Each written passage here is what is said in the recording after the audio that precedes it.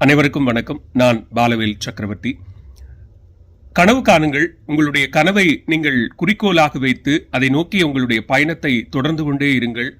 அதை நிச்சயம் ஒரு நாள் அடைவீர்கள் என்பது டாக்டர் அப்துல் கலாம் அவர்கள் சொன்ன ஒரு விஷயம். அந்த மாதிரி தன்னுடைய முழு வாழ்க்கையையும் தன்னுடைய இளமை காலத்தையும் டாக்டர் கலாம் அவர்களினுடைய கனவுக்காகவே அர்ப்பணித்திருக்கிற ஏராளமான இளைஞர்களினுடைய ஒரு கூட்டு முயற்சி, ஒரு கனவு இன்றைக்கு நனவாகி இருக்கிறது அப்படின்னு சொல்லலாம். அது டாக்டர் அப்துல் கலாம் கல்வி மற்றும் பசுமை அறக்கட்டளையினுடைய கலாம் ஆதரவற்றோர் இல்லம். பலரோட கூட்டு முயற்சியால பல கரங்கள் ஒன்றிணைந்து சாத்தியப்படுத்தி இருக்கிறது அந்த ஆதரவற்றோர் இல்லத்தை.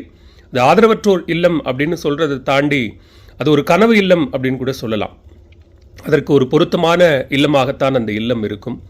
அந்த கனவு இல்லத்தினுடைய திறப்பு விழா, அதே போன்று ஏராளமான சாதனையாளர்களை பாராட்டக்கூடிய விழா என ஒரு முப்பெரும் விழாவாக அக்டோபர் மாதம் 12ஆம் தேதி நடைபெற இருக்கிறது.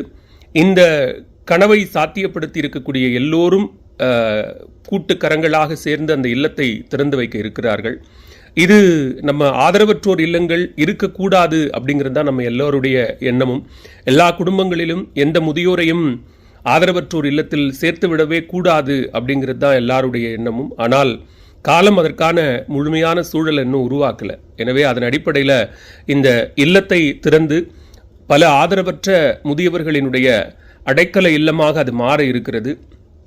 இந்த முப்பெரும் விழாவில் எல்லோரும் பங்கேற்று ஆதரவற்றோர் இல்லத்திற்கும் கனவு இல்லத்திற்கும் உங்களுடைய வாழ்த்துக்களையும், அதே நேரத்தில் பல சாதனையாளர்களை போற்றி புகழக்கூடிய இந்த முக்கியமான நிகழ்ச்சியிலும் அனைவரும் பங்கெடுக்க வேண்டும்.